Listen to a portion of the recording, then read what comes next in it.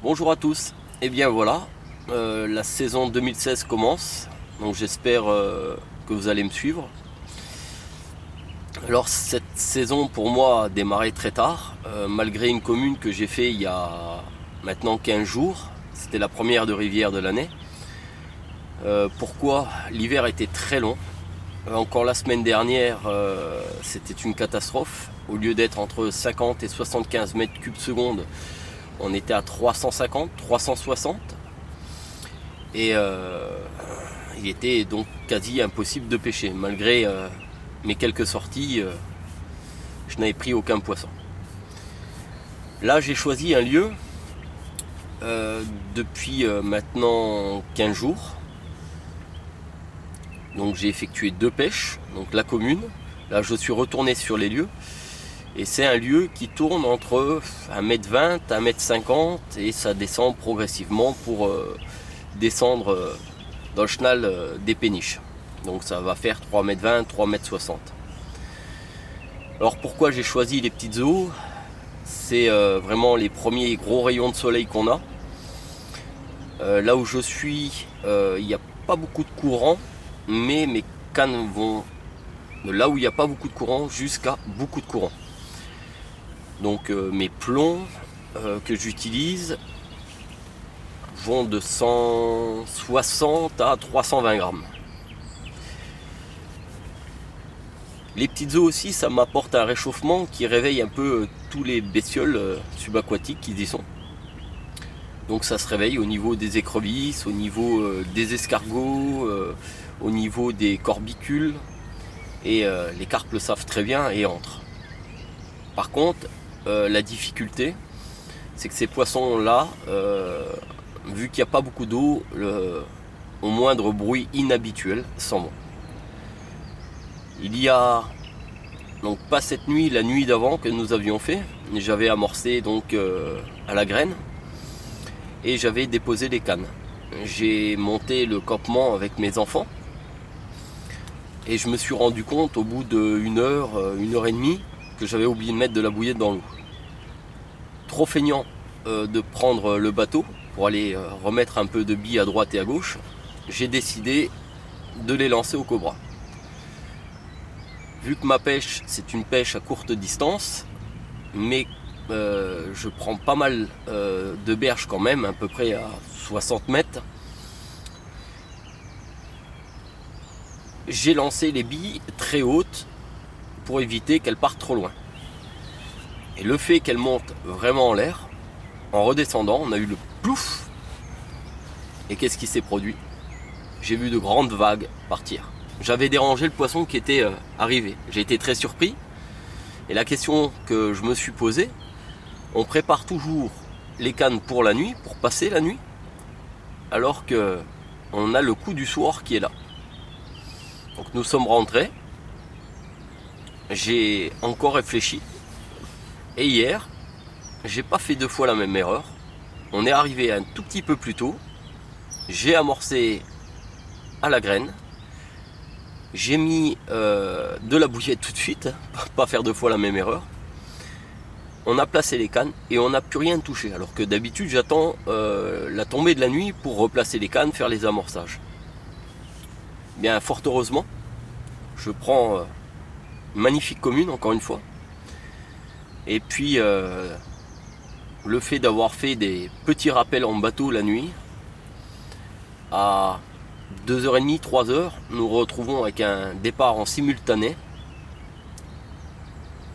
C'est-à-dire que j'ai ma canne qui est partie, je prends contact avec le poisson et la deuxième canne déroule. Mon fils de 7 ans, que vous allez voir tout à l'heure sur la vidéo, a pris cette canne et à son tour a pris un poisson. Donc on a interverti un peu les cannes, on se les a échangées. Comme ça on avait un petit peu le poisson chacun, hein, c'est le plaisir entre père et fils. Et puis on a fait donc un sans faute puisque 3 poissons se sont retrouvés sur le tapis. Maintenant je vais vous montrer un petit peu le matériel utilisé, ce qui a été efficace cette nuit, et je vais vous expliquer pourquoi. Donc j'ai utilisé les hameçons de chez Atomic, ce sont les Graba en taille numéro 2, enfin disponible en grosse taille. Hein, je suis sur de la rivière. Donc encore des hameçons très puissants, très forts de fer. Ils sont revêtus de téflon. Alors ça a une grande importance parce qu'on sent moins le goût de ferraille. Et la ferraille, des fois, ça émet des petits coups d'électricité. Il suffit de mettre un petit peu d'eau dans un verre, mettre la langue dedans et on sentira, surtout pour les non-fumeurs, on sentira ces petits coups de jus. Le fait qu'il y ait un revêtement en téflon, ça évite énormément cette matière conductrice d'électricité. Donc, voici l'hameçon. La tresse que j'attendais énormément pour la rivière, c'est la Geluire, toujours, hein, c'est toujours celle que j'ai utilisée, mais pourquoi je l'attendais? C'est que celle-ci est en 35 livres. Alors pourquoi 35 livres? C'est pas question de résistance, puisque la 25 livres me permettait de faire mon travail et a toujours été aussi efficace. Par contre, comme en cette période, il y a pas mal de courant, je préfère avoir une tresse un peu plus rigide. Et le fait qu'on monte en taille, elle est un peu plus rigide. Alors voilà le montage qui me donne à chaque fois des résultats en soirée. Une bouillette blanche. On a longtemps discuté avec mon ami Gérard. Cette bouillette blanche là, à la tombée de la nuit, joue vraiment un rôle important. Elle joue plutôt le rôle d'un leurre que d'un appât. Ça crée une petite luminosité, une différence sur le substrat. La carpe est curieuse, elle vient voir, elle goûte et c'est la touche. Voilà un montage qui m'a permis 2 fois de suite de prendre un poisson avant la tombée de la nuit et à peine quand il faisait nuit, quoi. La nuit commençait vraiment à tomber et j'ai fait ce poisson. Durant la nuit, j'ai pas fait de carpe avec ce montage là, mais c'était intéressant de savoir que ce montage là m'apporte des résultats en tombée de nuit. Voilà. Vous voyez, un montage très simple pour la rivière, ça suffit amplement. Donc ça c'est de la gaine thermorétractable. Mon petit arrêt à bouillette. Mon hameçon numéro 2 grabat. Et n'ayez plus peur de la casse des hameçons. Je reviens sur un point très important que j'ai déjà expliqué dans d'autres vidéos. Des bips, ils sont jamais là pour rien. C'est certainement et souvent de fois un poisson qui a goûté, qui a relâché aussi sec. Ce qui est très important, c'est la pointe de cet hameçon là. N'hésitez pas à les changer assez souvent. Cette pointe là, elle est chirurgicale. À peine elle touche, elle pique. Et le poisson, plus il va secouer la tête pour se débarrasser, il fait ce geste là avec la bouche, hein, plus l'hameçon va rentrer. Et à ce moment là, elle donne le coup de tête final qui va donner l'autoferrage et l'hameçon va rentrer parfaitement dans la bouche du poisson et vous avez très peu de chances de louper du poisson. La preuve, cette nuit 3 touches, 3 poissons sur le tapis. La dernière fois que j'étais venu, qu'on a fait une carpe, une seule touche et j'ai fait ce poisson. Donc le taux d'efficacité est vraiment là. À vous de choisir, hein. Essayez et vous serez satisfait. Maintenant on va passer à la phase des poissons qu'on a fait cette nuit. On va vous les présenter avec grande fierté parce que la rivière était très dure, mais elle m'a récompensé encore une fois. Et on est super heureux avec mon fils. Allez, à tout de suite. Bon, tu verras pas si tu fais ça. Voilà, on a... Oh, c'est mignon, ça j'adore quand mes enfants font des bisous aux poissons. C'est normal, il le fait? Oui. C'est beau, hein? T'as vu, ça fait un peu comme une toile d'araignée sur les ouïes. Là c'est les joues et là c'est les ongles. C'est la partie qui recouvre les ouïes. Les ouïes, c'est le rouge qui est à l'intérieur. T'es heureux? Oui. Ah. En plus, elle est belle. Elle est blanche. Ouais, elle est bien blanche. T'aimes bien quand c'est blanc, toi? Moi, je voulais une carpe toute blanche.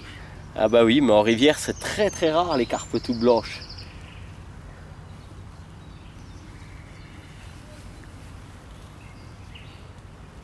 T'aimes bien ça? On va la relâcher maintenant? Oui.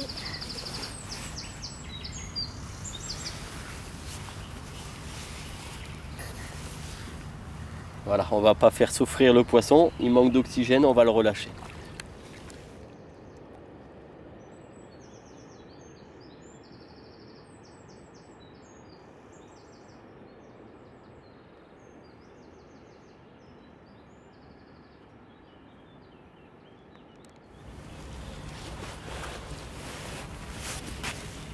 Voici l'autre face.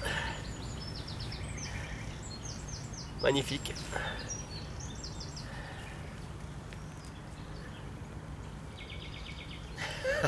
Je suis heureux. Là, la récompense, après une saison, démarrage de saison très difficile. Et voilà, au revoir ma belle.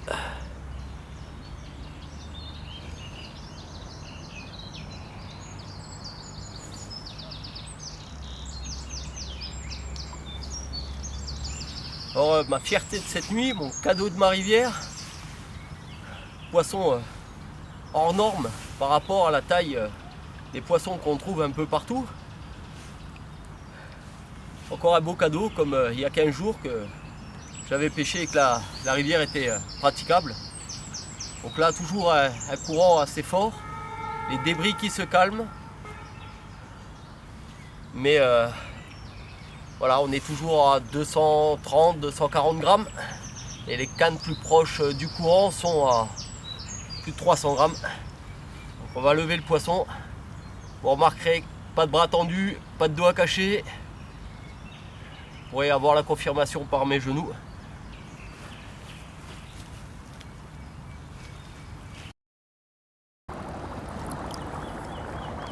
Allez ma belle, avance.